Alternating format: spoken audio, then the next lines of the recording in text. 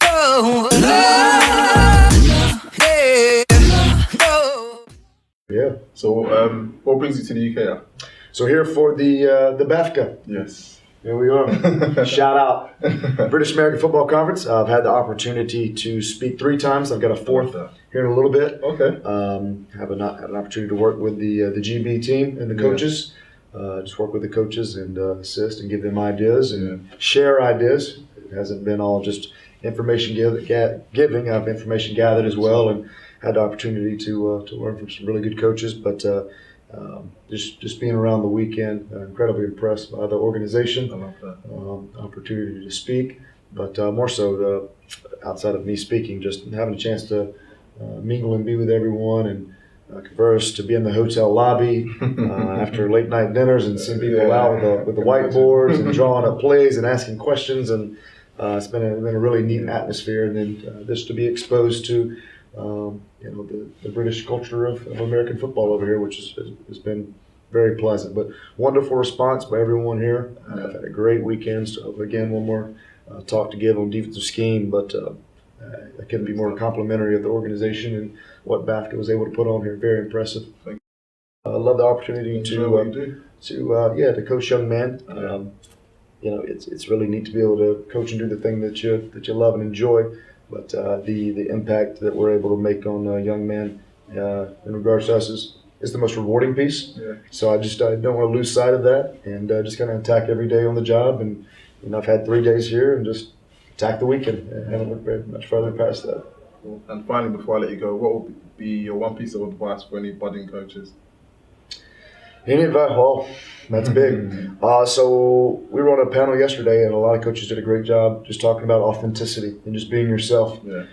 So even me being exposed to some really good coaches here and picking up ideas, picking up drills, picking up techniques, picking up ways in which you coach, ways in which you communicate, ways in which you educate. You're picking up all those things, but make them your own. And then when you present them to the young men that you're coaching, make sure you're authentic in the way that you carry yourself. You can always improve. You can always pick things from someone, but don't try to be that person. Go be yourself. And when I've had an opportunity to make positive moves in my career and have been promoted to more responsibility, that's always been the advice I've been giving. Don't go from being a position coach to a defensive coordinator or from a coordinator to a head coach and feel like you need to be that position or be that job. You were promoted for a reason, that someone saw something in you. So the thing that they saw in you, highlight that and be that. Just do that. Right? Wow. So probably just authenticity and be yourself. And again, our players are 18 to 22-year-olds within reason. When you're not yourself, they're able to figure that out very quickly. They would call you a phony. So don't be a phony, be yourself. And then the next piece would just constantly have a growth mindset. Okay. As soon as you think you have it all figured out, you're exposed to something else, some other thought process, some other coach, and you realize that it's, you're just exposed to the idea of, holy moly, there's a whole other way to think about this, a whole other way to do it. It may not be particularly right or wrong, but I need to continue to be constructively critical, self-critical myself, and just have a growth mindset to constantly study other people and find better ways to do it. There's always better ways to do it. Former NFL players sometimes. We work with high schools in the States, colleges in the States. But no, we do baseball, basketball, football, soccer, all sorts of things like that, So off the back of that then, what is the highlight of your career? Of my career in sports as a player, coach, or doing equipment? Everything, sports in general. Oh, well, as a coach, it would be coaching Great Britain flag football in 2000, or winning Coach of the Year in 2000. Did that as well. At BAFCA? Or? Yeah. We also won the national championship that year, so those things like that. As a player, I wasn't that good. So what's the one thing you're going to take away from the BAFCA convention? It's the energy of the likes of Coach Thacker more than anything else. Being able to utilise your words effectively whilst keeping that energy and everything high, so that because I find my coaching style, I over top. Yeah. And I think it's getting down to those basics again. I think a lot of people have touched on that this weekend, is that in reality the stuff, the really complicated things we're trying to do, don't need to be complicated. We can boil them down to 2, 3, 4 simple techniques and just go, guys, we need to learn these techniques, and the scheme thing falls over on top of that. And I think that technique over scheme thing has really been drilled in this year. Yeah. And I think that's the important step that we need to take in this country going forwards now, is that I think there's too many people trying to run crazy offenses, as Paul was saying, David Saul was doing in his thing, is how many people are really running spread offenses successfully and with efficient quarterbacks and wide receivers. Not a lot of them. So why are we doing it? No, you're right. One thing you've learned from the BAFCA convention? I've learned to network. Being a woman in coaching predominantly men's football, where we don't have a women's team in the city, I don't really connect with women across football very well because I don't play myself. But it's been a really good time to network with other women across the UK. Learn that actually there's other women coaching exactly the same as I am in men's football, and it's been good to learn from them with challenges and what they've developed to help them. For me, it's just a great network of people that you can speak to anyone, and everyone's here to help you out. If you've got any questions, it doesn't matter what side of the ball, or even if it's management stuff or anything, there's someone that knows it, and there's so many people that get introduced, and that for me is just massive. You know, it brings, it shows that football's a family and coaching's a family. Agreed. And it brings it all together. That convention. Good. Yeah, really well. Obviously, sort of record numbers in terms of the coaches here. Really strong lineup. Down to X's and O's coming, or no? I mean, that's just kind of an added bonus. In terms of the sort of speaker lineup, it's been sort of definitely up there. The sort of both Coach Zones, Andrew Thacker, Paul Alexander, just the absolute sort of peak of online coaching, and then the other sort of smaller coaches, sort of David Saul, sort of Phoebe, Kenny, and the flag guys as well. It's been a really strong lineup. I know it makes it really challenging, but how do they add value to your program? And I guess that was part of that journey that we all took together. How can I, as an intern and someone with not as much knowledge, add value? Was it a little bit nerve-wracking having all these coaches that have been coaching for years, from NCAA to NFL, coming, and you're you're a colleague of theirs now, so how did that feel for you? To be honest, I think it all has to do with the program you're a part of, and for me, being a part of the Buffalo Bills, the culture that they've created is unbelievable. So the coaches, we were just like this, the three of us right now, and we all get on. They come over to visit me. We mess with each other all the time. So, I think I was probably more intimidated by the fact that the players knew more than me at first, and a lot of them still do. You've got guys that have been in the league 13 plus years, which is insane. But the big thing was being true to myself and admitting what I don't know, and that really helped me in my journey. But that also softens it for the coaches to be able to have those conversations with me, and I'm there to do whatever I can to help them get better, help the team get better as well. That's crazy. So how's the BAFCA weekend been for you then? Yeah, it's been brilliant. Doing my second talk in a little bit. How to implement a tight end into your scheme. No big deal. Easy.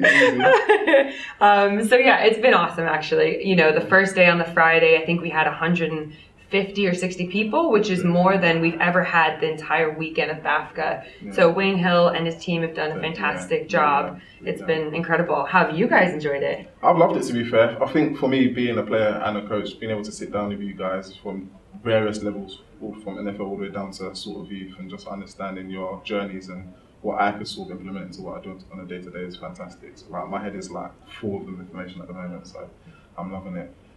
So finally, before we let you go, what would be your one piece of advice for any budding coaches? Get as much experience as possible. My first internship, I met someone at the BAFCA convention and asked if I could go out there and do a 2-week internship, off your own back, just sit on a couch out there. Then my my first full season long, I made 500 Bulldog bucks, which is a meal plan. Anybody who knows me I need more than $500 to last me a season on food. And I lived in my head coach's basement, and I worked for free, bar the food. But you have to graft, and you have to be willing to put yourselves in these voluntary positions because the information that you learn and what you learn from the coaches and the experiences are so invaluable. Imagine, yeah, absolutely. So you saying you're going to take me on for 2 weeks? Come on, let's go. Hey, you heard it here, guys. Hey, I'm going to Buffalo, guys. Thank you very much. So, how are you finding the weekend? Love it. How are you finding London? Had a great time. Came in, went around the city, enjoyed myself, drank a lot of great gin. Yeah. Right? Many different things, and we came up into Nottingham and have spent 3 great days talking football with all these coaches. That's brilliant. So, for those who don't know, who are you? What do you do? And I'm Paul Alexander. I coached last 26 years in the National Football League. Wow. Offensive line coach. Yeah. And before that, I coached 10 years in college in Michigan, Penn State. Yeah. So I've been lucky. I've been around really good football my whole life. So, what's your thoughts on the coaches that you've come across this weekend? What is my thoughts on them? Yeah. They're really into football. Love football. They're eager to grow the game. Love that. I love it because I love the game. Yeah. You know, and we've had a great time just talking football, and a lot of times I mention a lot of times to them that, oh, coach, I don't know, is this right? And it's like, yeah, that's right. You know, and I think as much a little bit of confidence, you know, that's growing and building, and I think it's great. So, what would be your one piece of advice to any budding coach? To any budding coach, be as honest as you can with players. Yeah. Be completely honest. Even if it hurts sometimes? Even if it hurts. Wow. You know, don't say something where your motivation is to hurt the person. Yeah. That's different. I'm not talking about what your wife does or you. I'm talking about, you know, but being brutally honest. Because most players, when they're given objective, honest feedback all the time, and they know the coach isn't playing mind games with them, then they're easy to coach. But when a player thinks, oh, geez, he's just kind of motivating me, he's playing mind games, they can see through that. Yeah. And they're not smart as well. Yeah. And so I think number one, be completely honest at all times. Like, it's a dream, right? Yeah. Like I get to write about a sport I love. I get to go out and film a sport I love. No one gets to like do that job sometimes, and it's awesome. But at the same time, and I had amazing experiences. Like, you know, get to go to NFL stuff. I've met like all the Redskins players I wanted to meet. Like they came over for the like NFL International Series, and I got to like shake hands. Pierre Garçon has the softest hands in the world. He's incredible. So he must moisturise. How do X's and O's get an invite to these illustrious events? Well, yeah, takeouts, right? No, it's not like we have any kind of special access. I mean, you just grow. You've got to become give something back to the game so people sort of recognise that you're an influencer in the sport, and they recognise you're doing a good job. Thank you very much for joining us on the X's and O's. My pleasure. Thank you very much. How's the weekend been for yourself? It's been fantastic. Cool.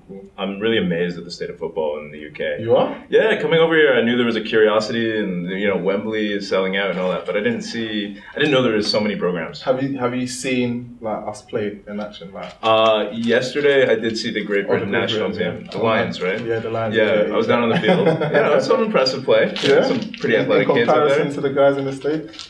You know, there's a lot to learn still, but, you know, it's pretty good. It's pretty good. Yeah. So for those who don't know, who are you and what do you do? So I am one of the founders of Pro Coach Network, which is a company that's still somewhat in its infancy, though started in 2014. Yeah. And we're just a roster of retired NFL coaches. Okay. So we have about 1,000 years of cumulative NFL experience that is just not being used. Oh, we know who Kenny is, Mr. UK Dukes. You recently got another role at BAFCA. Yeah, recently made Flag Development Officer. I've been doing a lot of flag football, especially in schools and with organisations in different communities. So it was kind of nice. When I saw the role advertised, it was something I felt was within my purview to kind of take on and see what we can do. I have so much respect for British football and people that work an actual job and spend their Sundays in the rain getting shouted at and then still want to do it. About putting your players in a position to succeed.